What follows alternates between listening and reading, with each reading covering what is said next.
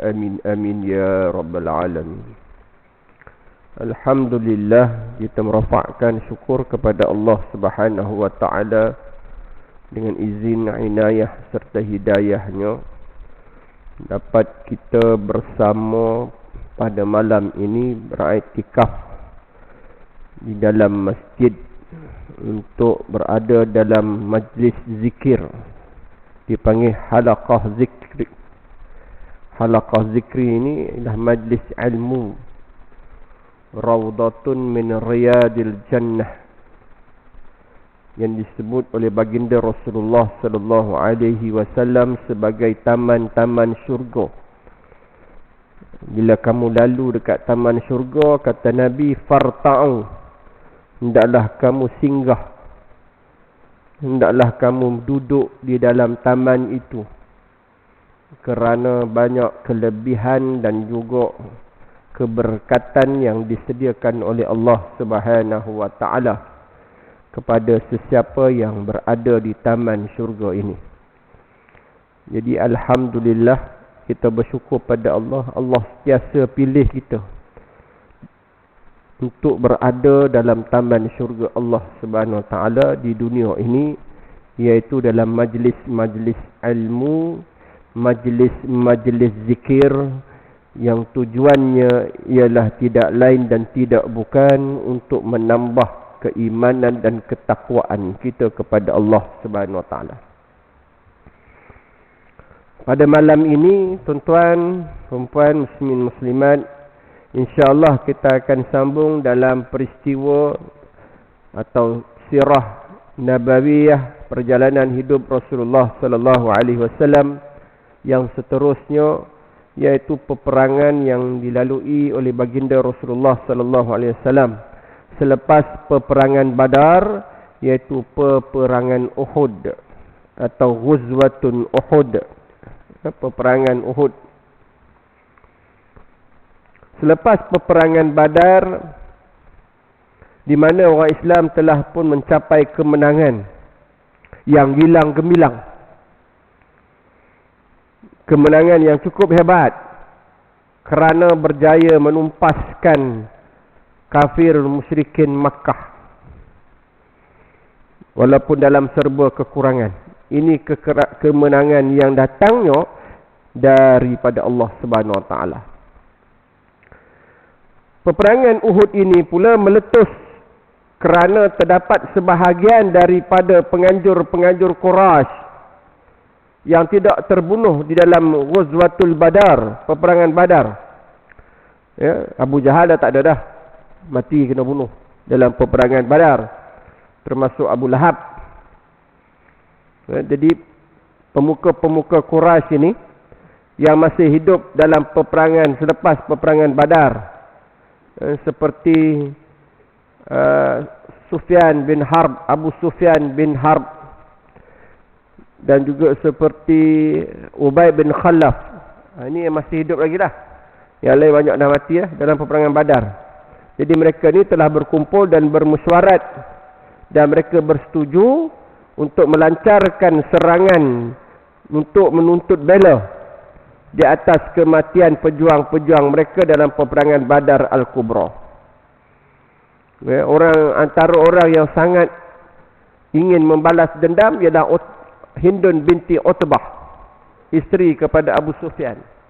Kerana bapa dia Utbah bin Rabi'ah dan bapa saudaranya Saibah bin Rabi'ah mati, dibunuh oleh Sayyidina Hamzah ketika dalam peperangan Badar. Jadi dia ni sangat berdendam dengan Hamzah, Sayyidina Hamzah. Jadi mereka telah bersetuju untuk melantik Abu Sufyan untuk menjadi panglima perang atau ketua mereka lah dalam peperangan Uhud ini.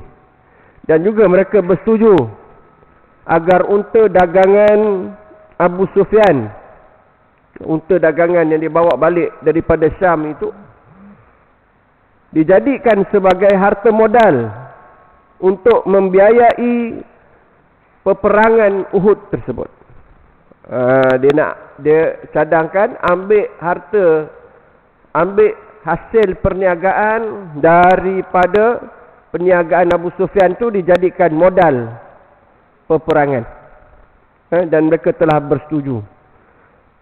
Jadi mereka telah pun membuat persediaan yang cukup besar dengan satu matlamat untuk mengalahkan tentera-tentera Islam yang dipimpin oleh baginda Rasulullah sallallahu alaihi wasallam. Seluruh Quraisy bersatu untuk tujuan ini. Malah anasir yang lain dikenali sebagai al-ahabish. Anasir-anasir yang tidak berkait dengan peperangan.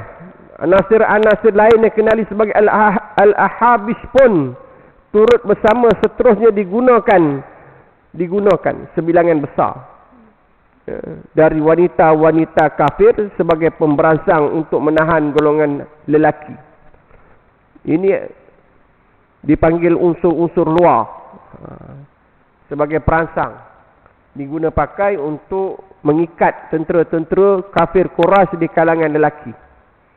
Tak tahulah apa yang disebutkan tu berkaitan, mungkin wanita dia bawa sekali. Contohnya dalam peperangan supaya lelaki tak lari. Supaya lelaki terus duduk dalam pasukan perang. Ini kafir Quraisy punya cara lah. Jadi jumlah mereka kesemuanya yang keluar untuk berperang dengan tentera Islam ketika itu 3,000 orang. 3,000 orang. Masa perang Badar 1,000. Ini dinaikkan lagi jadi 3,000. Jadi 2 kali ganda. Jumlah tentera yang dibawa untuk berperang dengan Rasulullah sallallahu alaihi wasallam. Jadi berita orang kafir Quraisy musyrikin Mekah nak serang Madinah ini telah sampai ke pengetahuan baginda Rasulullah sallallahu alaihi wasallam. Maka baginda pun bermesyuarat, panggil semua para sahabat. Ini cara Rasulullah sallallahu alaihi wasallam untuk membuat satu keputusan. Baginda Rasulullah SAW tak buat keputusan sendiri. Walaupun dia boleh buat keputusan sendiri. Sebagai seorang ketua, sebagai seorang Rasul, Nabi, dia ada otoriti untuk buat keputusan sendiri. Tapi Nabi tidak mengamalkan cara yang begitu.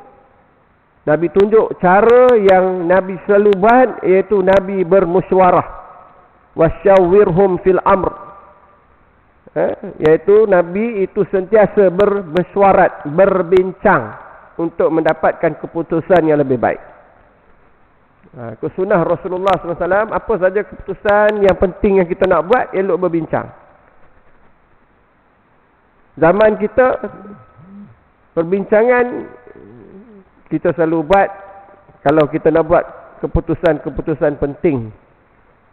Itu di peringkat kita dalam sebuah negara hari ini. Dalam sebuah negara hari ini kita ada dewan rakyat katakan. Dalam sebuah negeri kita ada dewan undangan negeri. Itu tempat kita punya pemimpin-pemimpin berbincang untuk membuat keputusan. Kalau kat masjid, ke masjid, mesyuarat dalam masjid lah. Untuk bincang buat keputusan. Tahun ni nak buat macam mana? Apa program yang kita nak susun? Contohnya Nazir dia tak boleh fikir sendiri. Nazir tak boleh buat keputusan sendiri. Dia kena bincang dengan ahli jawatan kuasa masjid untuk buat satu keputusan yang lebih tepat dan lebih baik. Ini faedah ataupun manfaat mesyuarat. Keputusannya, kalau kita bermesyuarat, dalam kaedah bermesyuarat, tuan-tuan, kalau kita buat sesuatu atau memberi sebarang cadangan, dan bila cadangan kita itu diterima, apa yang perlu kita ucap? Astaghfirullah. Bukan Alhamdulillah. Astaghfirullah. Kerana bimbang kalau keputusan kita itu tidak tepat. Tapi diterima sebagai keputusan dalam mesyuarat. Mungkin kerana ramai yang sokong kita punya cadangan. Jadi kita cakap astaghfirullah, bukan Alhamdulillah. Ini kita Alhamdulillah. Tengok, aku punya cadangan kan bagus, tepat, orang semua terima. Kita macam tu selalunya. Tapi yang Nabi ajar lain. Nabi ajar kita cakap astaghfirullah. Kalau cadangan kita tidak diterima dalam mesyuarat, kita ucap, itu baru kita ucap Alhamdulillah. Ini dah kita marah, orang tak terima kita punya cadangan. Marah sampai tak bertegur siapa, sampai pecah belah. Orang tak terima pendapat kita cakap Alhamdulillah. Sebab mungkin pendapat kita itu tak baik. Allah lebih mengetahui. Sehingga pendapat kita itu tidak diterima.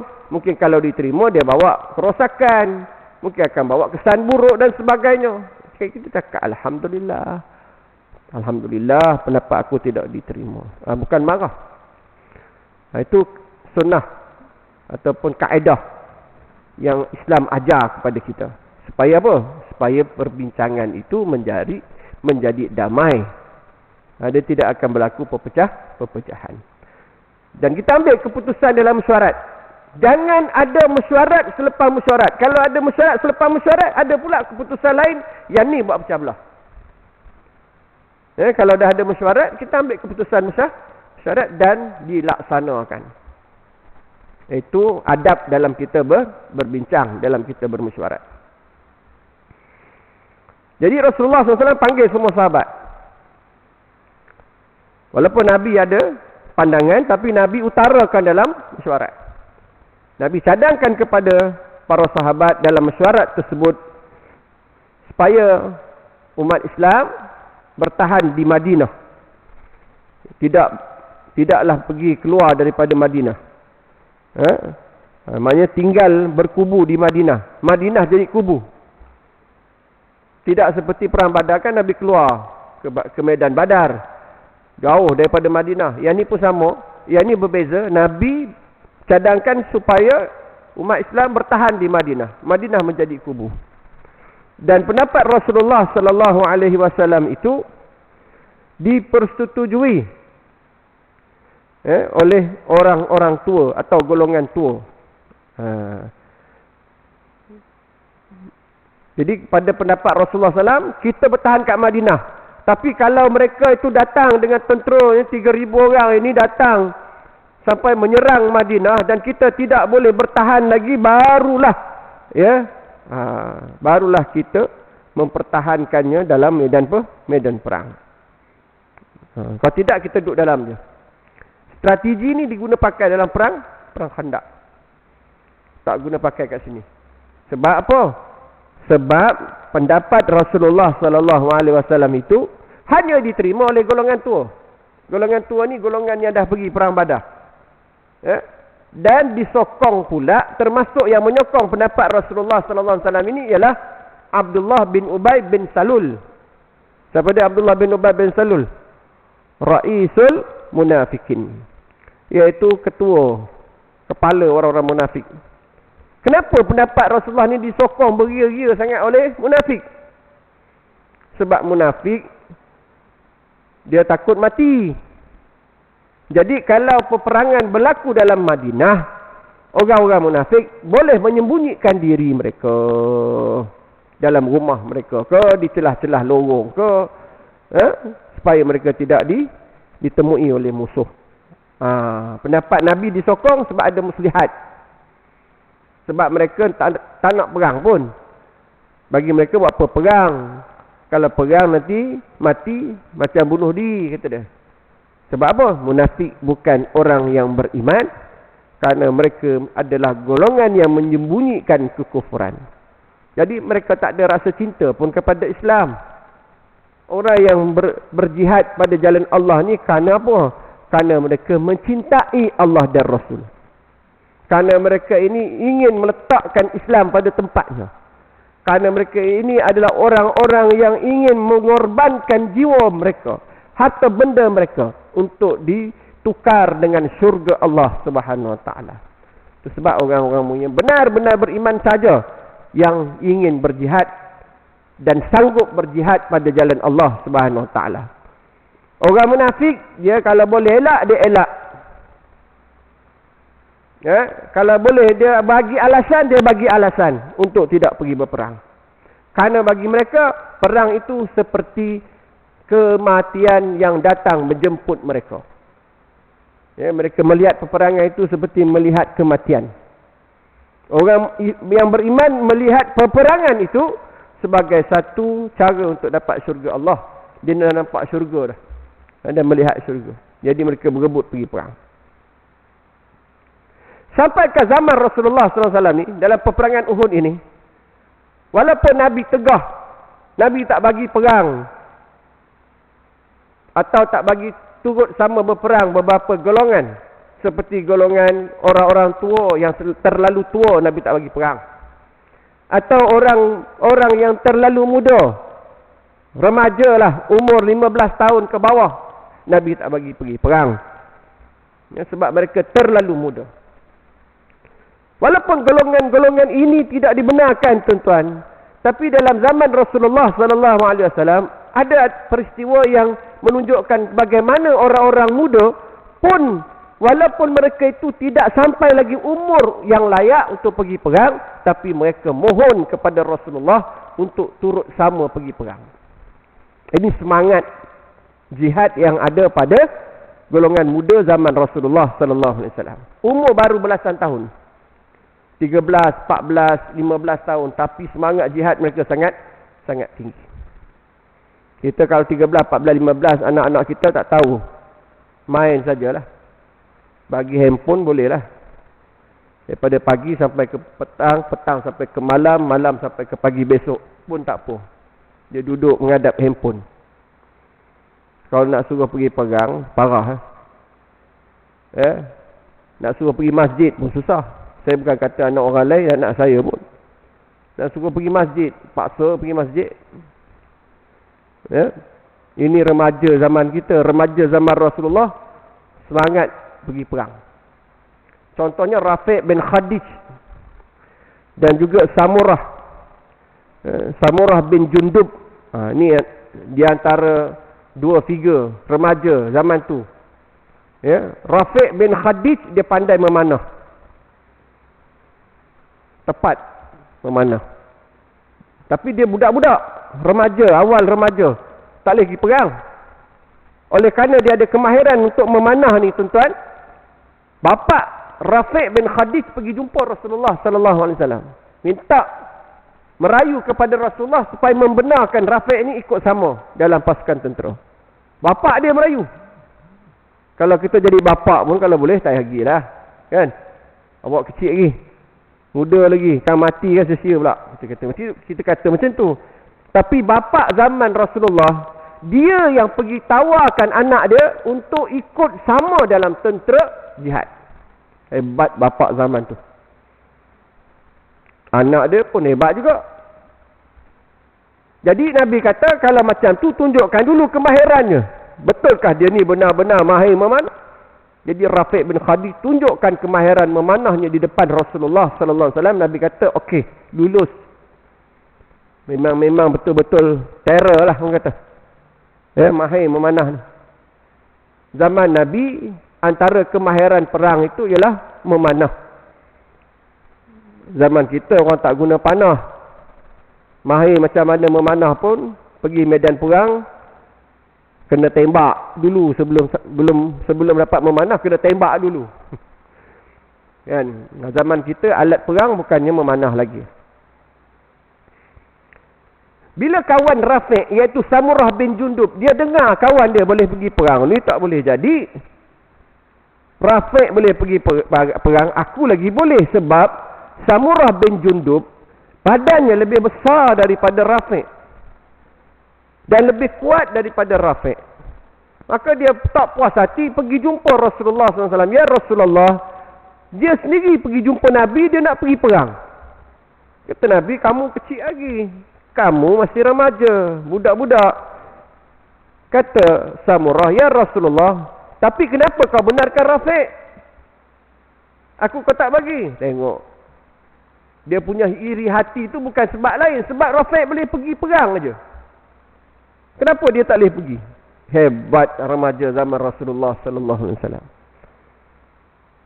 Kata Nabi, apa kelebihan kamu sampai aku boleh bawa kamu pergi perang pula, kalau Rafiq dia pandai memanah? Kata Samurah bin Jundub, aku lebih kuat daripada Rafiq. Kalau aku bergusti dengan Rafiq, aku boleh kalah dan tumbangkan dia. Jadi kata Rasulullah, buktikan. Buktikan maksudnya dia pun bergustilah. Dua. Memang benar Rafiq kalah. Dapat dikalahkan oleh Samurah. Maka Rasulullah SAW ambil dua-dua pergi apa? Pergi perang. Masya Allah, tabarakallah. Menarik cerita ni. Bagaimana remaja zaman Rasulullah cukup hebat. Jiwa jihadnya. Untuk berkorban pada jalan Allah Subhanahu Wa Taala. Maka Rasulullah SAW sudah pun mengutarakan pendapatnya.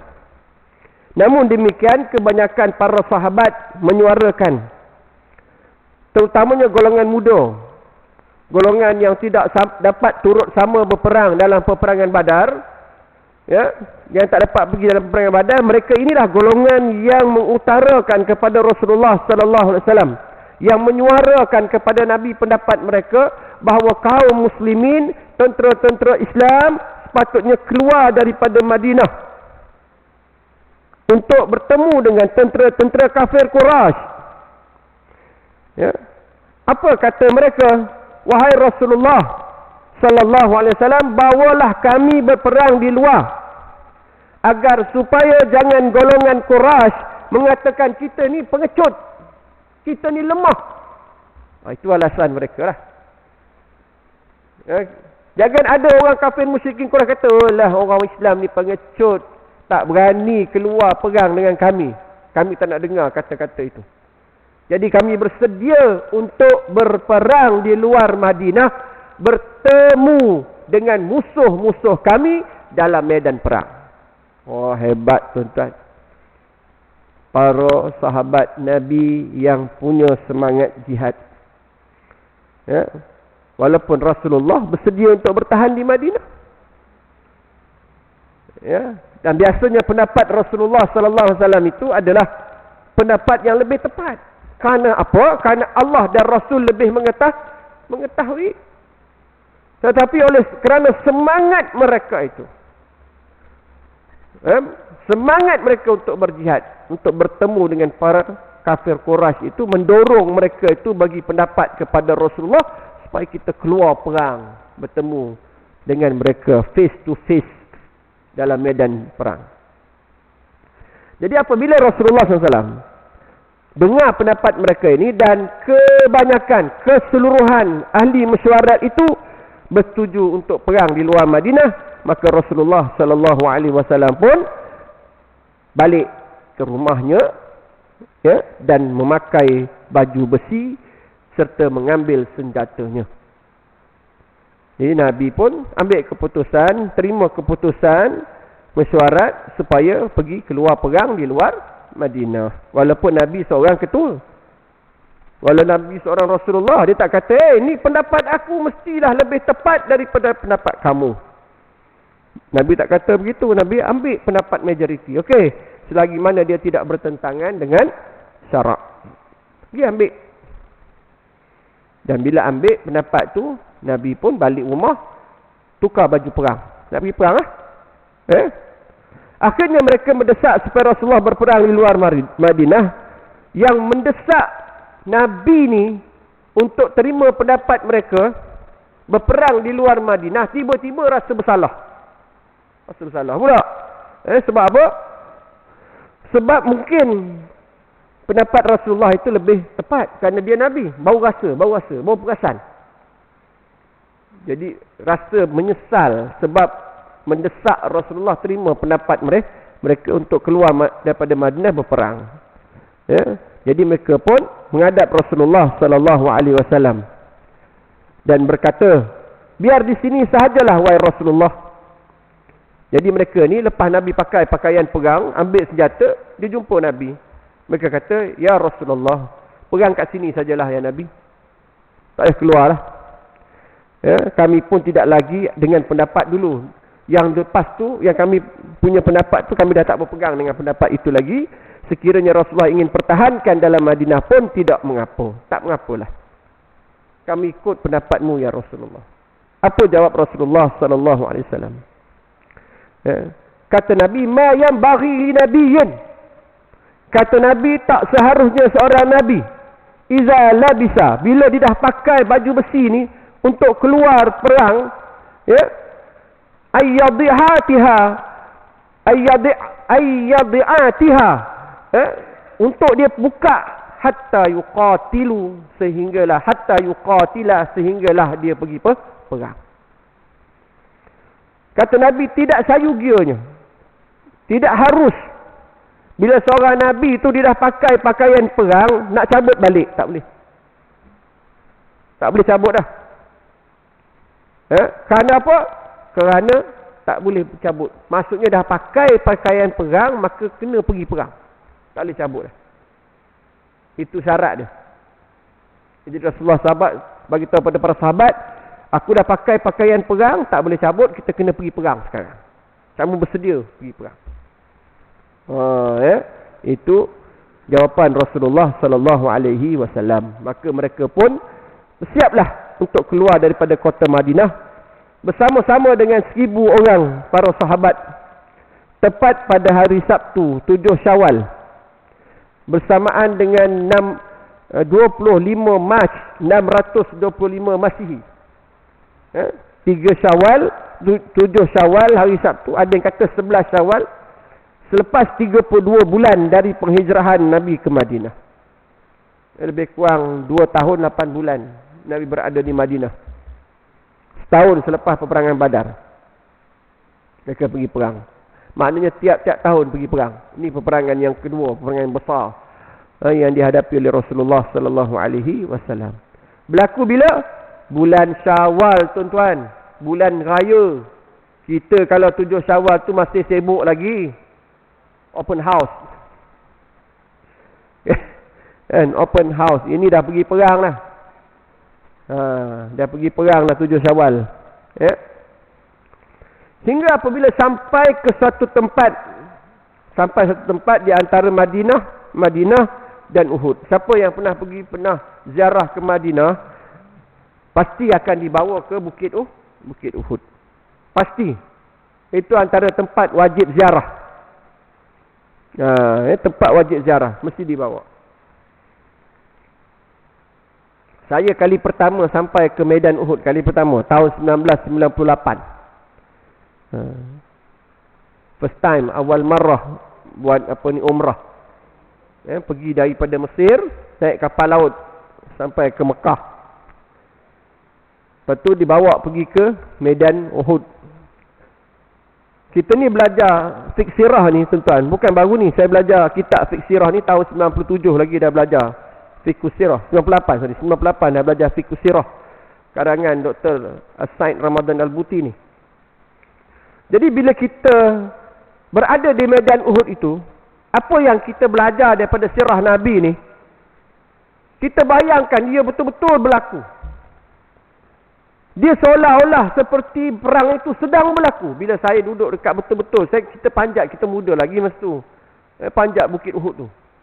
Tempat di mana diletakkan tentera-tentera pemanah. Sekarang kalau disuruh panjat, aku tak mau panjat dah. Dulu muda-muda bolehlah panjat. Panjat, kalau kita panjat Jabal Nur pun dulu, nak pergi Gua Hira, waktu muda, 45 minit ke 1 jam boleh sampai ke puncak.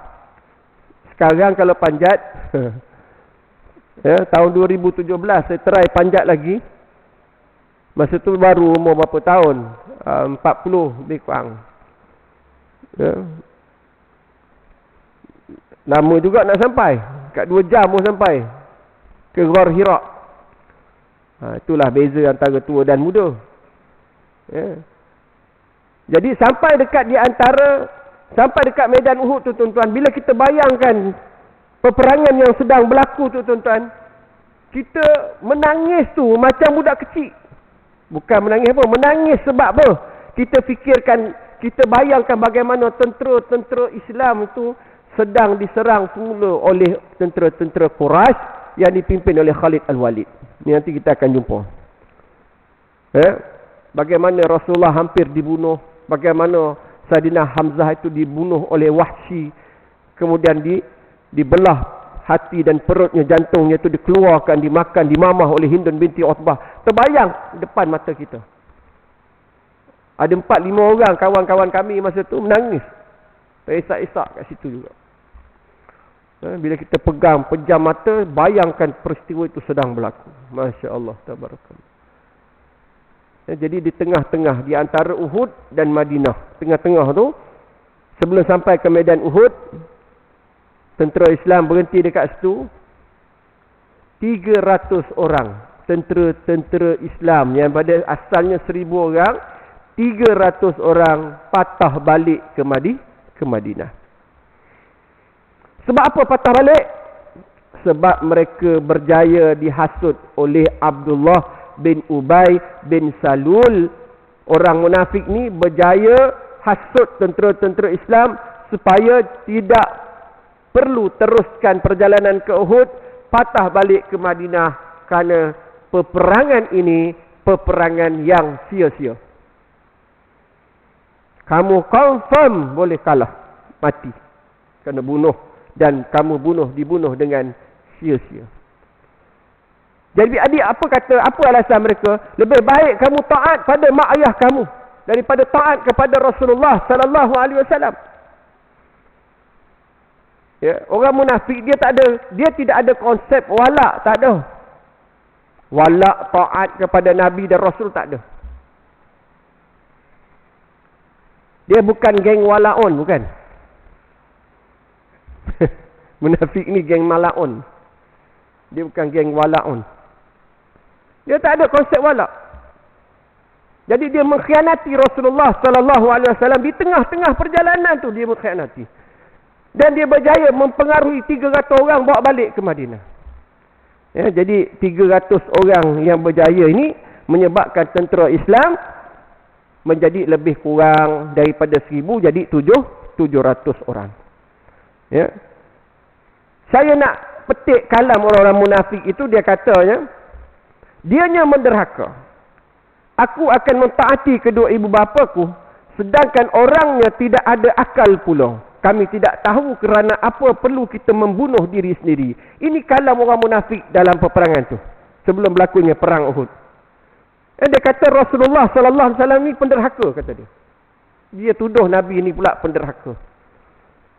Ya, dan dia tuduh Rasulullah sallallahu alaihi wasallam tak ada akal. Betapa kurang ajarnya munafik ini. Depan Rasulullah pijak semut tak mati. Ya, lembut. Orang kata lembut apa? Orang kata lidah tidak bertulang. Lidah tidak bertulang ni depan Rasulullah.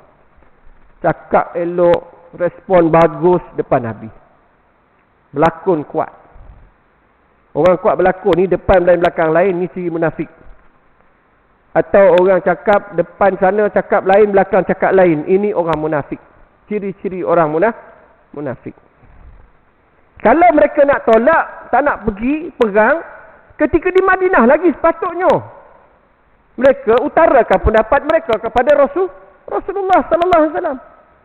Tapi bila Nabi kata, okey kita perang keluar pada Madinah, perang di medan Uhud, mereka tidak keluarkan pendapat. Mereka racuni pemikiran orang-orang Islam di tengah-tengah perjalanan. Ni jahatnya mereka ni.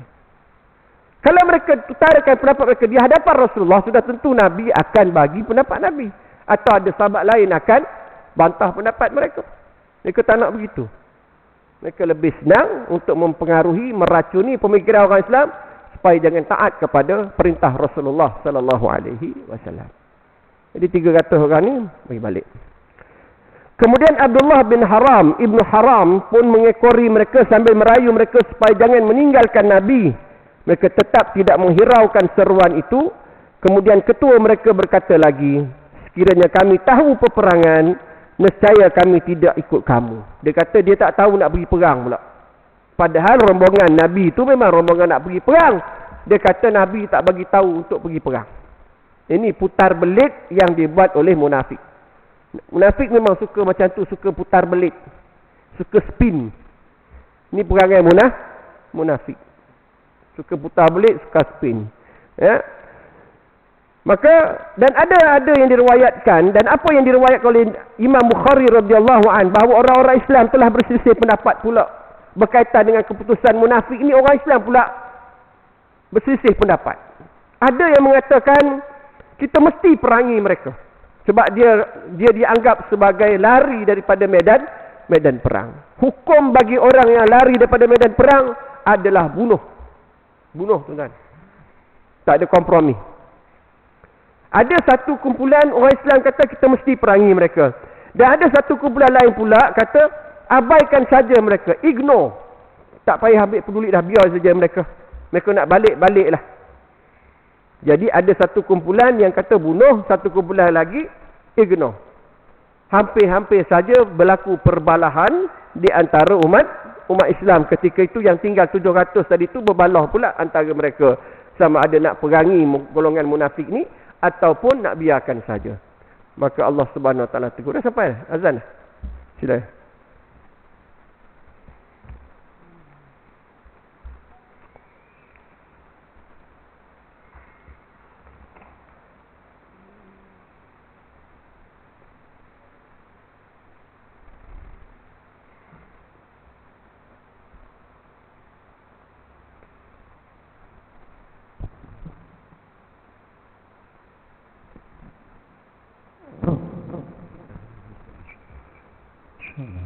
Allahu Akbar, Allahu Akbar. Allahu Akbar, Allahu Akbar. Asyhadu an la ilaha illallah. Asyhadu an la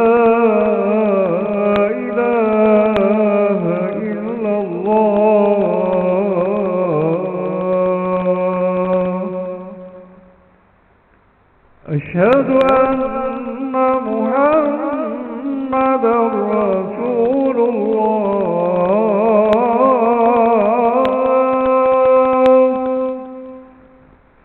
أشهد أن محمدا رسول الله.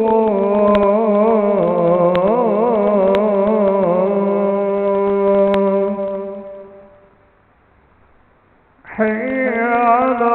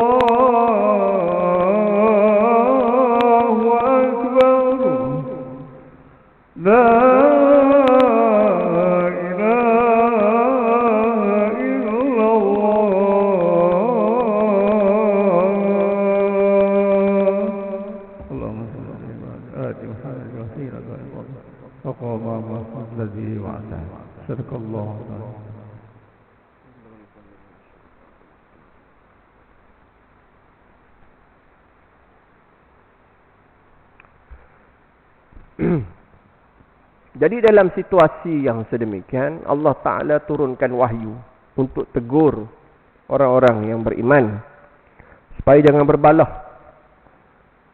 Jangan berbalah tentang isu musyrik ataupun munafik ini. Kata Allah Subhanahu Wa Ta'ala dalam firman-Nya, A'udzubillahi minasyaitonirrajim. Fama lakum fil munafiqina fi'ataini wallahu arkasahum bima kasabu. Aturiduna an tahdu man adallallah wa may yudlilillahu falan tajida lahu sabila. Sadaqallahul azim. Surah An-Nisa ayat 88. Allah turunkan wahyu untuk tegur orang Islam ketika itu. Kata Allah, "Fama lakum?" Maka mengapakah kamu menjadi dua golongan dalam menghadapi orang-orang munafik? Kenapa kamu nak berbalah sampai pecah jadi dua golongan semata-mata untuk buat keputusan bagi menghadapi orang munafik? Padahal Allah Ta'ala telah membalikkan mereka kepada kekafiran. Wallahu arkasahum bima kasabu. Allah telah membalikkan mereka kepada kekafiran disebabkan usaha mereka sendiri. Bagi Allah baiklah mereka dibalik. Sebab mereka ni bukan orang-orang yang benar-benar beriman, yang nak betul-betul perang demi kerana Allah Subhanahu Wa Ta'ala. Daripada dia ikut, baik dia tak saya ikut. Gitu. Kerana Allah sendiri yang telah membalikkan mereka kepada kekufuran. Apakah kamu bermaksud memberi petunjuk kepada orang-orang yang telah disesatkan Allah? Allah tak turiduna, adakah kamu nak antahdu memberi petunjuk man adallallah, sesiapa yang telah disesatkan oleh Allah? Wa may yudlilillahu, barang siapa yang disesatkan Allah, falan tajidalahu sabila, maka sesungguhnya mereka tidak akan dapat jalan untuk memberi petunjuk kepadanya. Bila Allah dah sesatkan mereka, sekali-kali tidak akan mendapat jalan untuk memberi petunjuk kepadanya. Golongan ni Allah dah sesatkan, kita buatlah macam mana pun, kita tolong bagi petunjuk pada mereka, kita berilah, bawalah keterangan apa pun, bukti, dalil, hujah dan sebagainya, mereka tetap duduk dalam kesesatan. Sebab apa? Sebab Allah dah sesatkan mereka. Fi qulubihim maradu fazadahumullahu marada. Dalam hati mereka ada penyakit, maka Allah tambah lagi penyakit dalam hati mereka. Na'udzubillah. Jadi kita tak ada keupayaan. Kata Allah, kamu tidak ada keupayaan untuk ubah mereka jadi baik atau beriman kepada Allah. Biarkan saja mereka. Jadi jangan berbalah kerana mereka, jangan berpecah kerana mereka. Itu pesan ataupun perintah Allah Subhanahu Wa Taala kepada mereka. Dan dalam peristiwa Uhud ini juga, sebelum berlakunya peperangan Uhud, oleh kerana 700 tadi, 1000 tinggal 700, 300 dah balik, lalu ada pendapat daripada sahabat mencadangkan kepada Rasulullah sallallahu alaihi wasallam untuk minta bantuan kepada Yahudi. Sebab Yahudi ini sebahagian daripada penduduk Madinah, dan mereka ada kewajipan untuk mempertahankan Madinah dalam perlembagaan Madinah, Sahifatul Madinah. Jadi mereka bagi pendapat kepada Rasulullah, kenapa tidak kita minta orang Yahudi ni tolong kita, bantu kita untuk berperang dengan musyrikin Makkah. Apa jawab Rasulullah sallallahu alaihi wasallam? Kata Nabi, la nastansuru bi ahli syirki ala ahli syirki. Kata Nabi, jangan kita memohon pertolongan dari ahli syirik untuk menghadapi ahli syirik. Dalam peperangan, tuan-tuan, kita tak boleh minta orang kafir musyrik tolong kita untuk memerangi kafir musyrik juga. Tak boleh. Dia ni kafir musyrik, takkan nak tolong kita, bantu kita untuk kalahkan kafir musyrik juga. Confirm dia tidak akan berperang secara bersungguh-sungguh, atau mungkin akan berlaku tipu daya. Jadi Nabi tak benarkan. Baik macam mana pun, orang kafir musyrik tu tak boleh ikut. Dalam perang tak boleh. Dalam situasi lain mungkin boleh. Dan orang Yahudi adalah golongan yang tidak boleh diberikan kepercayaan. Lebih-lebih lagi Yahudi lah. Yahudi ni dia punya tipu dia banyak. Tipu helah dia banyak. Pembohong dia kuat. Ini Yahudi. Dan dia tidak akan reda sampai bila-bila dengan orang Islam. Jadi kita kena berhati-hati dalam bab tersebut. Lalu Nabi SAW dalam jumlah 700 orang itu, Nabi susun para sahabat. Ya, dalam menyusun strategi di medan Uhud. Memperlihatkan sekali lagi kebijaksanaan baginda Rasulullah SAW. Nabi bijak. Memang Nabi ni seorang yang fatanah. Sifat wajib bagi seorang Rasul, mestilah memiliki kebijaksanaan. Kita boleh lihat kebijaksanaan Nabi dalam dakwah ketika berada di Makkah, dalam peristiwa hijrah, dalam peperangan Badar, sampailah peperangan Uhud yang kita bincang sekarang ni, kita akan dapat melihat bagaimana kebijaksanaan Rasulullah yang dipanggil sebagai abqariyatun ilahiyah. Kebijaksanaan luar biasa, kurniaan daripada Allah Subhanahu Wa Taala. Dia bukan bijak macam kita ni. Kalangan kita ni manusia biasa, bijak juga, ada yang bijak, tapi Nabi kebijaksanaannya luar biasa. Dia boleh nampak apa yang akan berlaku, dia boleh membaca keadaan situasi yang lebih tepat. Itu Rasulullah sallallahu alaihi wasallam. Kenapa? Kebijaksanaannya dibimbing oleh wahyu. Kita kebijaksanaan biasa-biasa saja. Jadi kalau ada manusia yang bijak, jangan dabik dada dia bijak. Dia kata, akulah orang yang paling bijak kat salat tinggi ni. Tak usahlah. Sebab Rasulullah lebih bijak. Ada orang lebih bijak daripada dia. Maka Rasulullah sallallahu alaihi wasallam susun strategi untuk berdepan dengan kafir musyrikin Mekah yang memiliki jumlah tentera yang jauh lebih besar. 3,000 orang. Nak lawan 700. Berapa kali ganda? Satu lawan, lebih kurang satu lawan berapa? 3. Lebih kurang satu tentera Islam lawan 3. Disusun di barisan, ada 3 kumpulan tentera Islam. Pertama, disusun barisan tentera Muslim itu membelakangi bukit, menghadapi kota Madinah. Ditempatkan juga 50 orang pemanah di atas bukit. Ini strategi yang paling bagus sekali yang Nabi buat, iaitu meletakkan 50 orang tentera pemanah atas bukit Uhud. Jadi dia punya view tu, dia nampak keseluruhan tentera di bawah bukit. Jadi dia senang nak attack musuh. Nampak tak? Musuh ni, kalau kita tentera kalau duduk di tempat tinggi, musuh duduk tempat rendah, tempat tinggi lah boleh menang. Sebab di tempat tinggi kita akan nampak lebih jelas musuh yang berada di mana, di tempat di mana. Kita boleh attack musuh tu lebih mudah. Ini strategi Rasulullah sallallahu alaihi wasallam. Dan ada riwayat dalam sejarah, dalam buku-buku sejarah, Nabi bahagi 3 tentera. Satu atas bukit, satu di kanan bukit Uhud, satu di belah kiri bukit Uhud. Jadi dia kepung bukit Uhud tu. Atas, kiri, kanan. Musuh tak boleh nak lari. Dan Nabi pesan kepada tentera-tentera pemanah yang diketuai oleh Abdullah bin Jabir. Abdullah bin Jabir jadi ketua pemanah ketika itu. Berjuanglah kamu dalam saf kamu.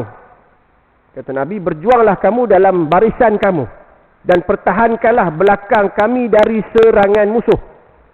Maknanya, bila tentera-tentera Islam ni, kalau diorang ada duduk atas bukit, tentera-tentera Islam yang pergi perang daripada kanan dan bahagian kiri ni, pergi perang, belakang dia tu nampak, kalau ada tentera musuh yang akan attack daripada belakang, mereka ni lah yang akan mempertahankan tentera Islam. Itu strategi Rasulullah sallallahu alaihi wasallam. Sebab tu Nabi kata, pertahankanlah belakang kami dari serangan. Jika kamu dapati kami menang, janganlah kamu turun menyertai kami. Begitu juga kalau kamu dapati kami diserang, jangan turun menolong kami.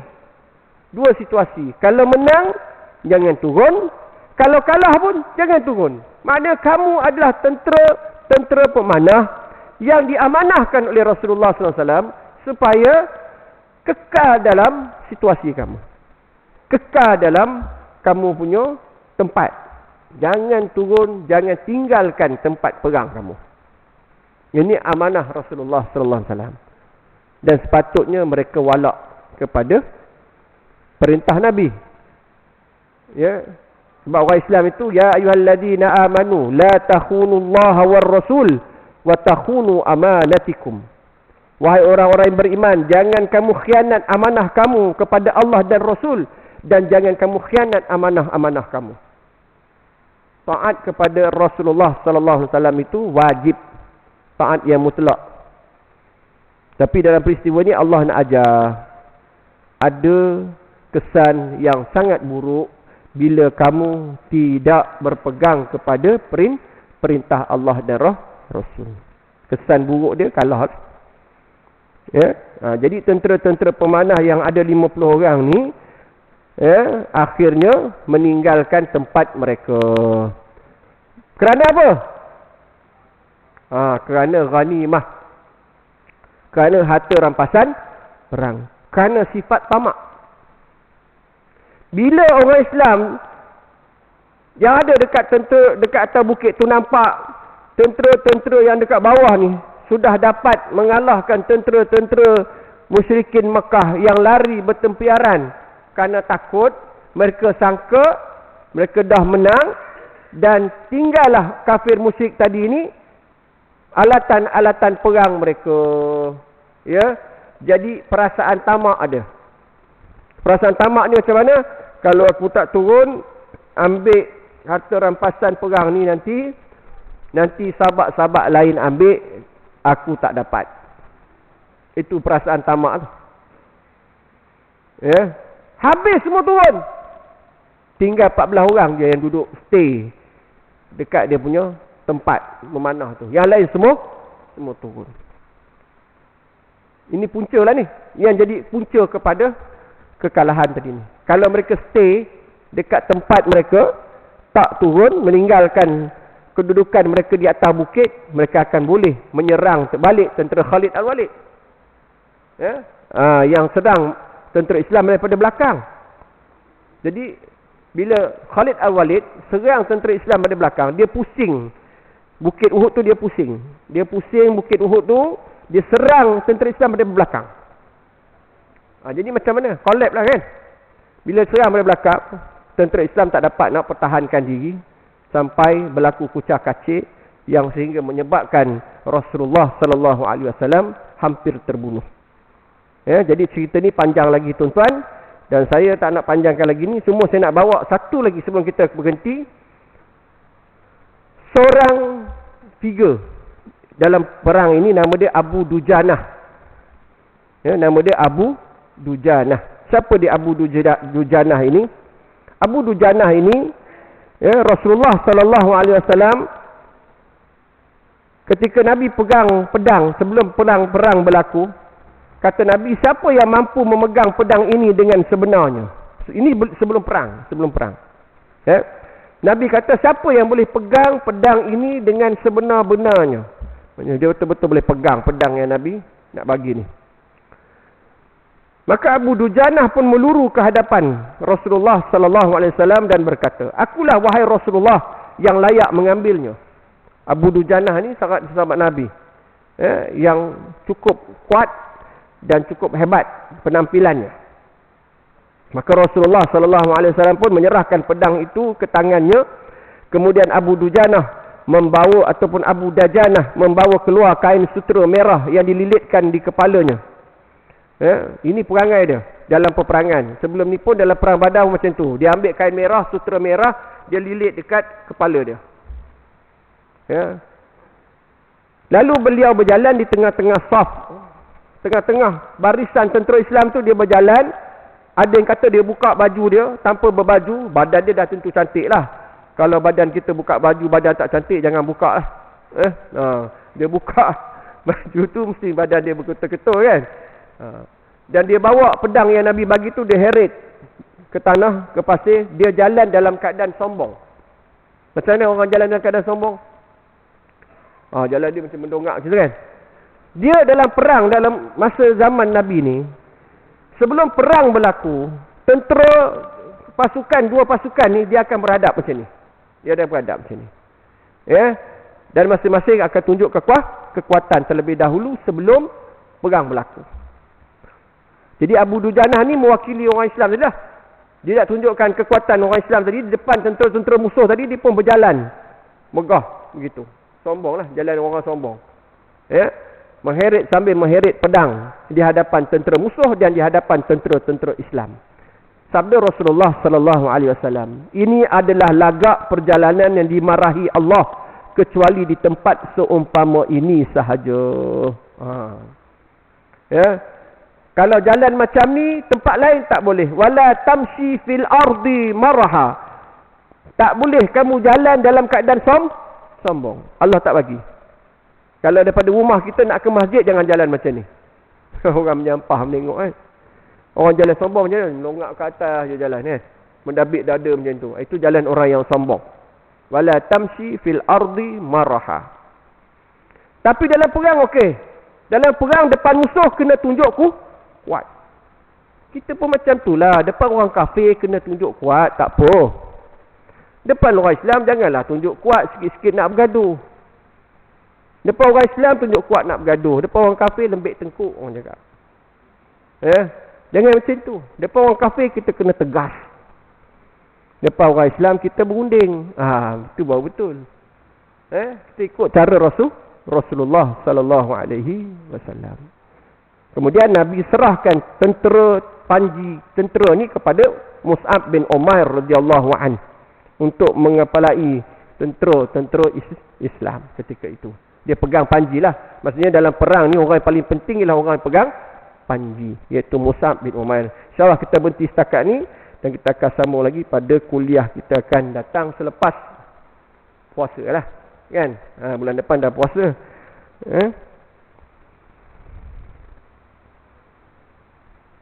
Jadi selamat menyambut Ramadan Al-Mubarak. Mudah-mudahan kita dapat peluang lagi untuk bertemu semula lah. Untuk sambung balik kuliah selepas Syawal insyaAllah. Wallahu a'lam. A'udzubillahi minasyaitonirrajim. Bismillahirrahmanirrahim. Alhamdulillahirabbil alamin wassalatu wassalamu ala asyrafil anbiya wal mursalin wa ala alihi washabihi ajma'in. Allahumma arinal haqqa haqqan warzuqna ittiba'ah wa arinal batila batilan warzuqna ijtinabah. Allahumma ja'alna minal ladzina yastami'una qawla fayattabi'una ahsana. Allahumma ja'al jam'ana hadza jam'an marhuma wa tafarruqana min ba'dihi tafarruqan ma'suma. Wa sallallahu ala sayyidina Muhammadin wa ala alihi wa sahbihi wa baraka wa sallam. Alhamdulillahi rabbil alamin. Aqulu qawli hadza wa astaghfirullahal azim li wa lakum wa lisairil muslimin wal muslimat wal mu'minin wal mu'minat. Innallaha ghafurur rahim. Wa billahi taufiq wal hidayah. Wassalamualaikum warahmatullahi taala wabarakatuh. Subhanakallah wa bihamdik. Subhanakallah wa bihamdika asyhadu an